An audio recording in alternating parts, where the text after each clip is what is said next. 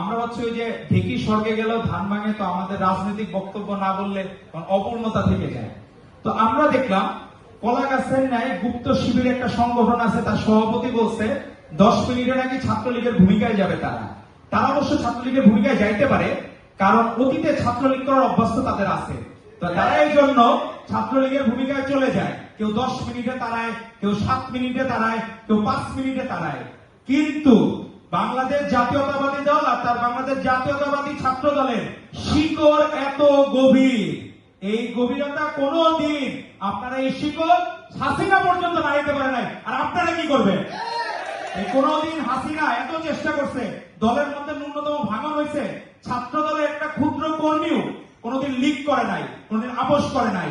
কারণ আমাদের মাননীয় প্রধানমন্ত্রী জনাব তারেক রহমান, এই জেনারেশন হচ্ছে তারেক রহমানের জেনারেশন, যিনি নিজে 14 থেকে 15 ঘন্টা স্কাইপিতে টানা বসে সংগঠনকে সময় দিয়েছেন, আমাদের ছাত্র দলকে সময় দিয়েছেন।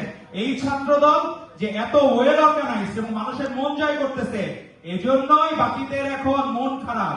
ওই যে আসেন একটা, আজকে আমার মন ভালো নেই, আজকে বাকি সংগঠন একটা মানুষও সাধারণ শিক্ষার্থী বলতে পারবে না ছাত্র দলের যারা ভিক্টিমাইজ।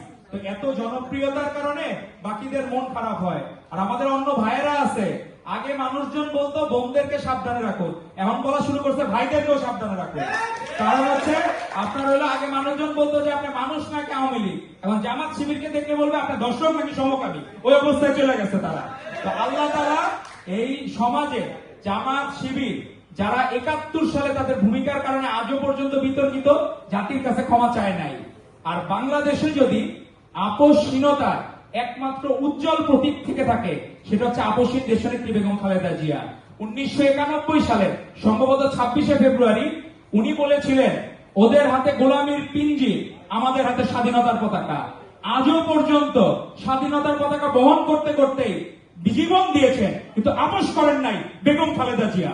এবং তারই যোগ্য উত্তরসূরি আমাদের মাননীয় প্রধানমন্ত্রী জনাব তারেক রহমান। উনি বাংলাদেশকে যেভাবে এগিয়ে নিয়ে যাচ্ছেন, তাতে বাংলাদেশ অচিরে আমরা আশা করব ফার্স্ট ওয়ার্ল্ড কান্ট্রি হব, এবং আমাদের আর পিছনের দিকে তাকাইতে হবে না, পশ্চাৎমুখী হওয়ার দরকার নাই। আমাদের বন্ধুরা, ছোট বন্ধুরা, তাদের আমাদের এখানে যারা আছে প্রধানমন্ত্রী থেকে শুরু করে আমাদের ভাইদের জীবনযাপনের কোনো পরিবর্তন হয় নাই, কিন্তু আমাদের এনসিপির যেটা ভাইরা দেখলাম, তারা কাদের সাথে এলাই করছে, অ্যালায়েন্স আছে হচ্ছে যারা এখন স্বীকৃত ধর্ষক বা সমকামী, তাদের যারা কাদের সাথে এলাই করছে, যারা রাজাকার হিসেবে স্বীকৃত। তা আমরা আমাদের ভাইদেরকে অনুরোধ করব, আপনারা সাধারণের কাতারে আসুন। আপনারা নিজেরা ক্রেডিট নিতে যে অপরাজনীতি করছেন, সেই রাজনীতি বাংলাদেশের মানুষ দেখতে চায় না। আপনাদেরকে অনুরোধ করব, আপনারা ন্যায়ের পথে আসুন, সত্যের পথে আসুন। আর আমাদের মাননীয় প্রধানমন্ত্রী জনাব তারেক রহমান ভালো কাজের মাধ্যমে যেভাবে মন জয় করে নিচ্ছেন, অনেকে বলতেছিল যে স্মৃতি জাদুঘর নাকি হবে না, কিন্তু জুলাই স্মৃতি জাদুঘর আজকেও দেখলাম সাধারণ মানুষের ঢল নেমেছে, এবং উনি নিজে সত্যিকার অর্থে জুলাইকে, 24-এর গণ অভ্যুত্থানকে হৃদয়ে ধারণ করে বাংলাদেশ জাতীয়তাবাদী দল এবং তার ছাত্র সংগঠন হচ্ছে বাংলাদেশ জাতীয়তাবাদী ছাত্র দল।